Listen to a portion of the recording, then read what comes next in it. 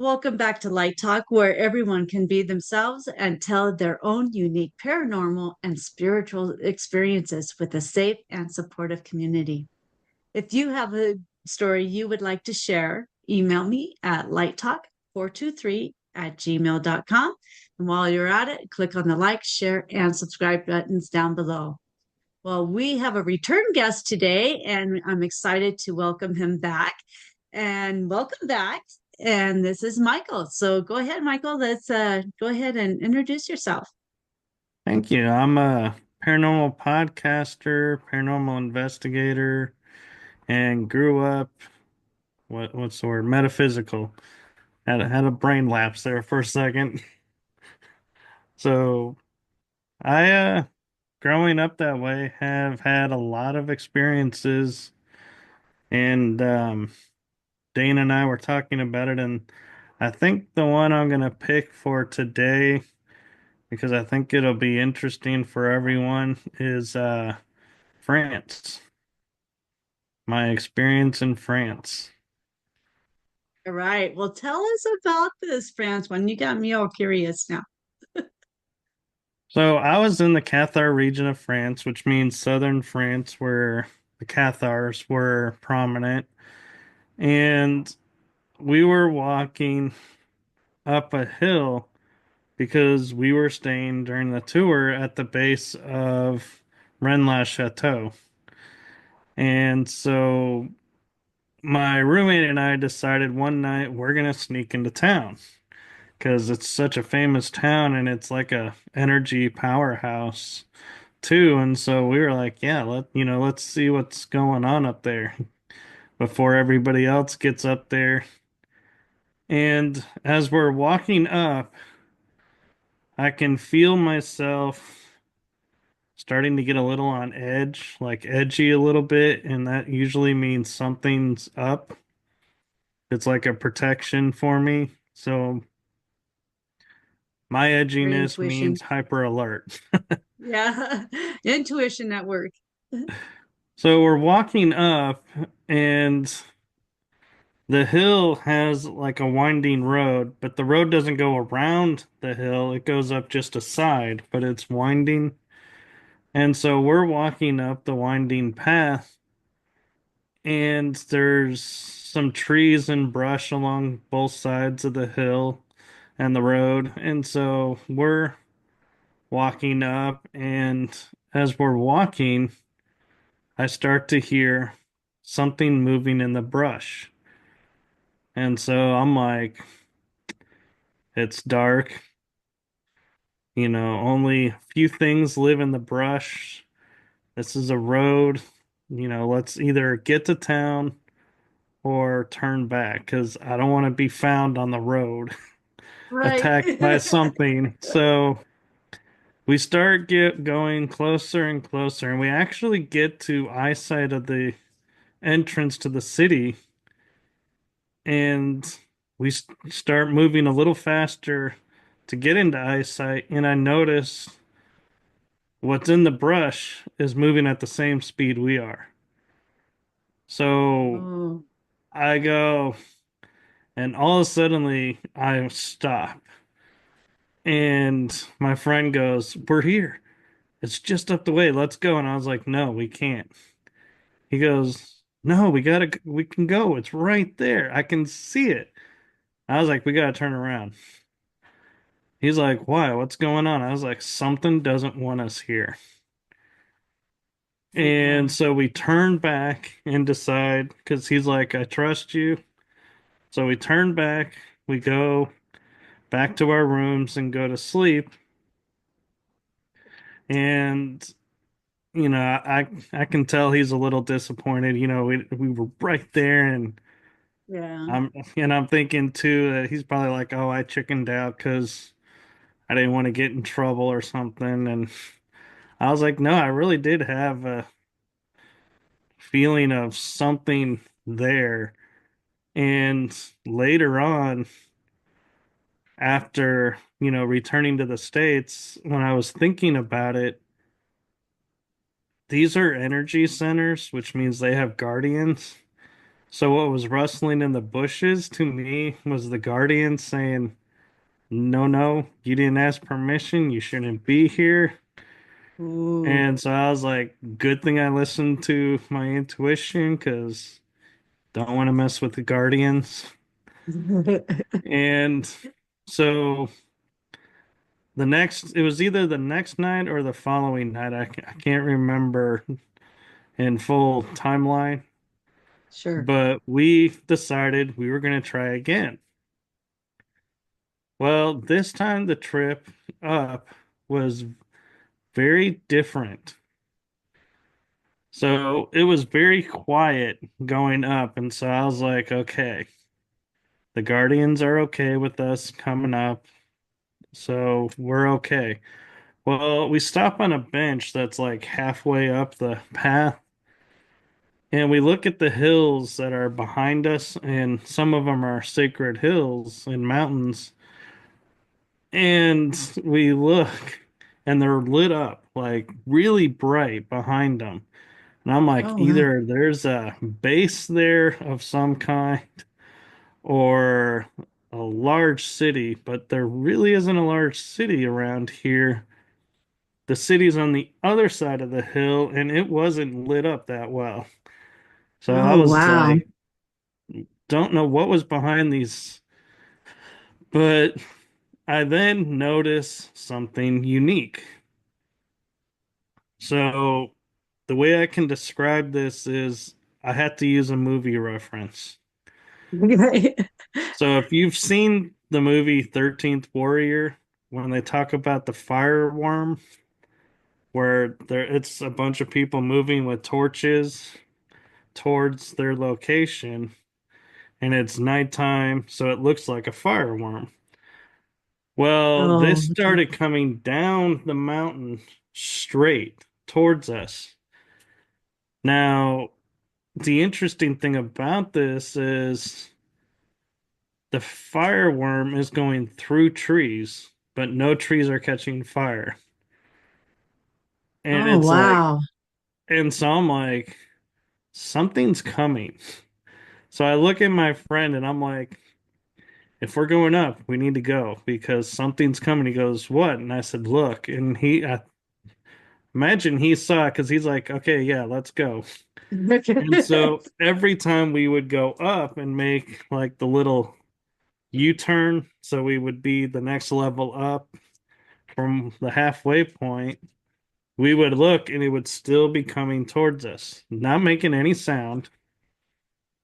And so Was it getting closer or any at all? it's like, so imagine this is the mountaintop. It's going like this, straight down the side, and then coming towards us. So it's like going like this towards us. Oh, And man. I'm like, either somebody is like, we're about to meet up with something else than a guardian, or I don't know. I didn't want to stick around and find out. I was like, let's just get into town. So every time we would go and stop to check where it was, I'd still be listening for whatever was moving in the brush Hmm. and never heard it. So we get to the entrance of Rennes La Chateau. And yes, I'm going to say that a lot because it's just so fun to say. I stop and we take photos at the rock that says Rennes La Chateau at the entrance to the city, if you're familiar with it. And I'm not. we then go through town and we're being very quiet because it's close to 11 o'clock, midnight, I think. So we don't want to wake up the residents that do live there. Mhm. Although, kind of have a theory, most of them leave, but still wanted to be respectful. And we get to the spot and we're looking out, and you can see all the like Mount, I want to say Surrogate or something, but I don't remember. It's one of the famous ones there that's got a lot of activity to it. Well, it was glowing, and so was everything around. So, like, we're so here's the tour, Magdala. We're here at the edge. Everything around for like a C, like, from one point to a certain point, arced, was lit up Right. super bright. And I'm like, in the back of my mind, I keep going, is this like UFO bases? This is so weird that only this spot is lit up. And we turn, and so we're at the Tour Magdala, which everybody who's into like Templar knowledge knows that's the major temple.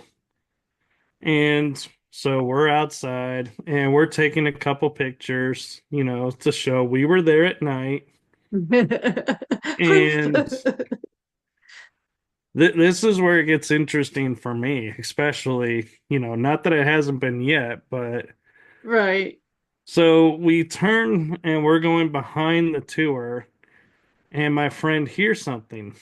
I don't hear it, which is unusual. So I was like, Huh. what did you hear? He goes, I don't know. I'm going to go check it out. I was like, okay, I'm just going to walk on up the path. Just, catch up when you figure out what's going on. He goes, okay. So I take two steps and I look up and I see this lady in white floating across the path, looking at me, and disappears into the tour. Just as she disappears, my friend appears behind me and goes, it was nothing. And I go, did you see that? He goes, no. I was like, okay. He goes, why? What'd you see? I was like, must have been nothing. And my mind was like, yeah, probably, may not have seen what I thought I seen. So we start walking and we get to the edge of the tour, and we notice in the path in front of us, there's these two lights, and one is here, one is here. So we both look at each other and we're like, you see that, right? And he's like, yeah, I see it. I'm like, I see it too. That doesn't look like car because they're too close together. And how would there be a car at that point? And Right. he's like, yeah. So we start walking a little bit more on the path, and the lights, I'm just gonna say the red eyes aren't moving. We then go, there's a short path over here to the right. Let's take that. I don't want to know Oh what's down no. at the end of this path. And so we turn and veer off, and we find ourselves pretty much at the entrance of Rennes Chateau. We're like surprised because we thought that it was a bigger city area. And so we're like, oh, we're back. Well, whatever that thing is over there, why don't we go back? And so we start going back towards our rooms. Well, this is where it's going to get trippy. So the next day, we're at Castle Pouvert. Well, guess what Castle Pouvert is known for? The ghost of a woman in white who is an omen of death. Oh no. And they go, and if you see this woman, you are marked for death. And I'm Oh. sitting there and I get this sinking feeling, and I look for a moment and I'm looking at everyone that's around me, and I'm like, I'm marked for death. I saw a woman in white. It wasn't here, but I seen one. Did you tell anybody And that you tell saw it? no, because I was looking at who I was with, and I said, any one of these people, some of them are strangers, but we've kind of bonded a little bit on this trip. And I know the two people in charge of the tour, they're my friends. One was my roommate. I was like, they would go to no end to keep me safe. I'm not putting them in Wow. harm's way. So I keep my mouth shut and start when we tour the castle Wow. and we end up going to Monsegur on another day. And in the back of my mind is always this, if it's going to happen, it's going to happen. But, Yeah. I'm not telling anyone. And so it was about probably 6 years later. I get on the phone with my friend who was leading the tour, and we were, reconnecting and talking. And I said, I have a funny story for you. And she goes, "What's that?" I go, "While we were in France, you know how my roommate and I snuck up to Rennes-le-Chateau?" And she goes, "Yeah." I said, "I saw a woman in white who, when we went to Pavere, I read the thing about how it was an omen of death." And she goes, "Oh my God, why didn't you say anything?" I said, "I knew you guys would try to prevent it and I didn't want anyone to get hurt trying to keep me from being marked and having whatever was going to happen." And she's like, "That's not your choice to make." And she was like, "I wish you would have told me." And Oh. so we kind of laughed about it. And the reason at 6 years later I came forward about it was I figured if I am, they obviously gave up because I'm still here. Yeah. Or maybe it was a different woman in white and I never was, but either way, I'm still here. So I'm gonna share this story. And I started talking about it now. And I mean, and the thing that's interesting about the story, not just, all the little nuances that happened and everything that we saw, to me, it was the power of the mind, that my mind was so focused on because I saw this and read the thing that I read. I so for a long time would be very careful. I would, if Wow. I had the most tiniest inkling of a danger doing something, I would back off from it, not do it.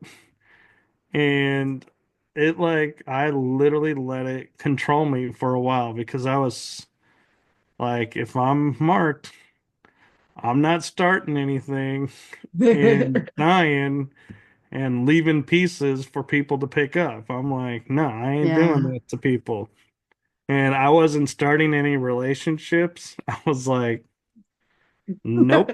That's yeah. Wow. I'm like, I didn't want to be that Wow. guy that goes, "Hey, it's so great, that we're in this relationship and it's so brand new, and the next day I'm dead." And now you're left sitting there going, "Oh my What? God," and devastated. And I'm like, Yeah. sorry, I didn't know when the mark was up. But yeah, and so it's Wow. amazing how when we let a fear take over, how much it intertwines, interweaves, and is really hard to yank out. Yeah. Yeah. That is something we all have to work on. Yeah. Power of protection too. Did you Yeah. do any protection before any of this? Before Oh, the I tour and always, all of that? Yeah. yeah, I always had protection. I mean, I literally always felt invincible. Like nothing was gonna could harm me, spirit world or this world. And seeing what I saw and the fact that she looked at me and reading the story of the woman in white and how if she looks at you, you are now in this scenario. I'm like, Mm, how did this happen? How did I let this happen? And I started just on a downward spiral mm, inside, and it took me a while to come back from it and go, okay, I'm gonna move on with my life now and start over and start doing what I should have been doing because obviously if it was, and who's to say, if I was marked for death, apparently I beat the mark somehow because still here. Maybe your protection was the help. Maybe did she look at you like I'm on to you, or what kind of look does she give you? To be honest, the look that I kind of feel like remembering is like looking at, like going, almost like a look of, can you see me? Because, it's not like, so it's not the look like the librarian in Ghostbusters where she goes, ah, and freaks out everybody and gets mad. It was just like, a glance over and then back at what she was doing. Almost like, if you were walking and like we like to say a squirrel moment where you're focused on something and you look real quick because you see a movement and back. That's Yeah. that's what it was. It was like a, Hmm. and so yeah, maybe, and who's to say, because I saw her, she may not have seen me. And so that's why if there, if she was the one like that of that legend, she may not have been able to see me, sensed something there, but couldn't see it, and so it Yeah. never took hold. Yeah. Or you were so protected that she couldn't see you, Hmm. or she couldn't get to you because of your protection, you know?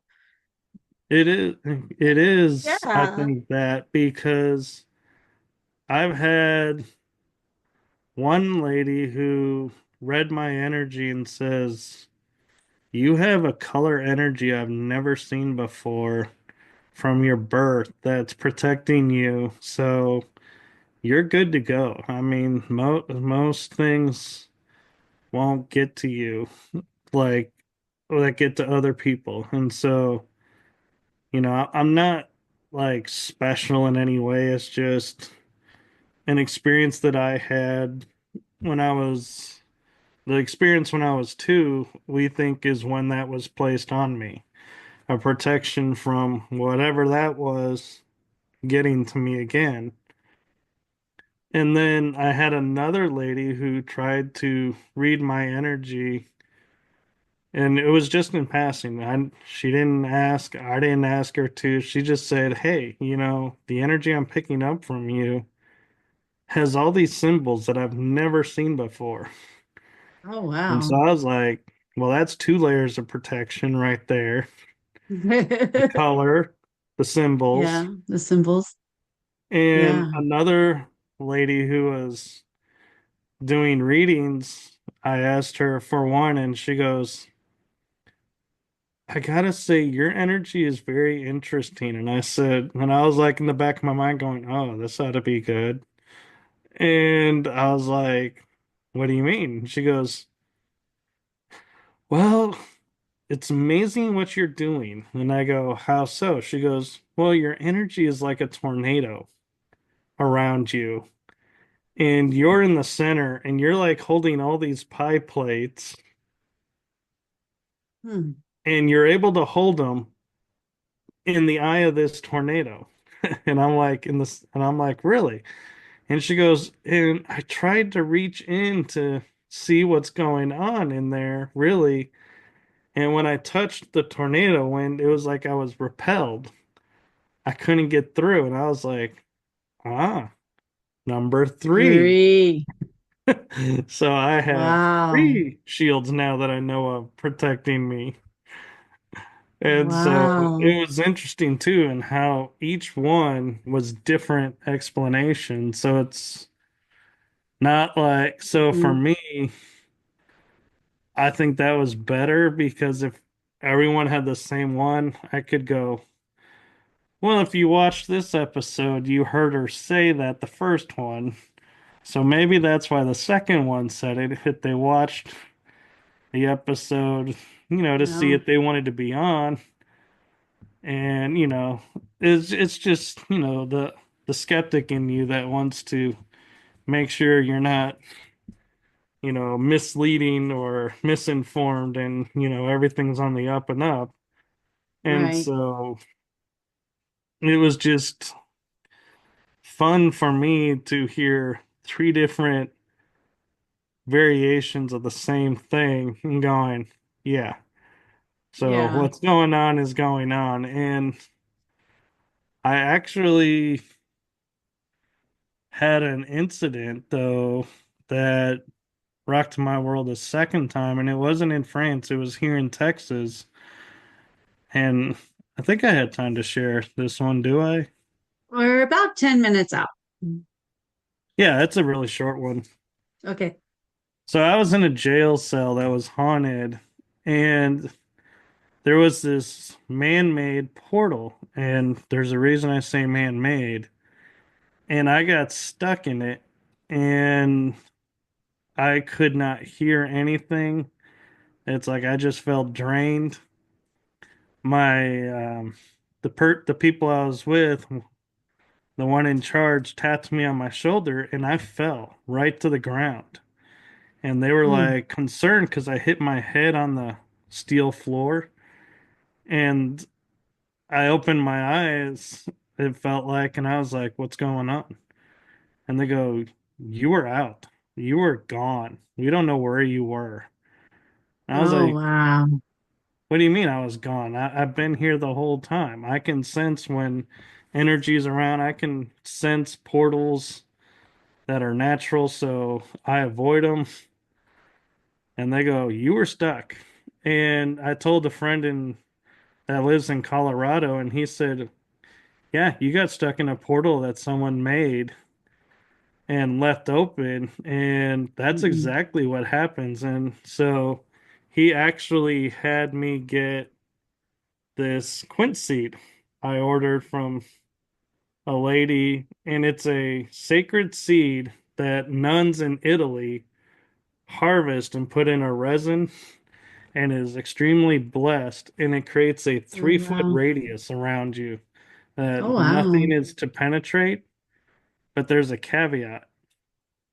If something's inside you and you put it on, it can't get out. So Yeah, so you it's stuck trap. with you. So when I take it off, I make sure I'm in a clean space, and then I put it back on and go throughout my day. But so yeah, so that's a fourth level of protection that I have on me at all times. Wow. So what does four mean to you? What Foundation. foundation? That's what it means for me too. It's foundation. So you've got your bases covered. Yeah, and Awesome. what's interesting is the three that internal, to me, three is spirituality. So it's like my spiritual side is shielding me. And so the fourth one being the external one that I bring in is like the foundation to keep the spiritual going. And so, yeah, that's pretty much what I do. And I sage and Palo Santo myself after investigations. So, and I follow universal law of when leaving, if I sense anything around, or even if I don't sense but have a feeling something, maybe I will make a declaration of you can't go home with me. You don't No. have to stay here, but you ain't going home with me or anybody that I'm with right now. So, not limiting you, but just telling you, you ain't going home with us. Right. That's a good thing to say. Yeah. Good thing to do. Yeah. Well, that's awesome. Well, I really appreciate you being on the show again. And I'm sure you have more stories that we can bring you back if you wouldn't mind and having some more fun Oh, times. definitely. I got a story you'll enjoy from Egypt. I got one from Spain yet, Hawaii. So there's at least 3 episodes for you. All right. Well, we can get that booked anytime you're ready. Sounds great. All right. Well, thank you again for being on the show. And anybody else out there that has a story you would like to share of your paranormal or supernatural experiences, email me at lighttalk423@gmail.com or and click on the like, share, and subscribe buttons down below. And we will talk with everybody next time. Thank you so much for being with us. Bye.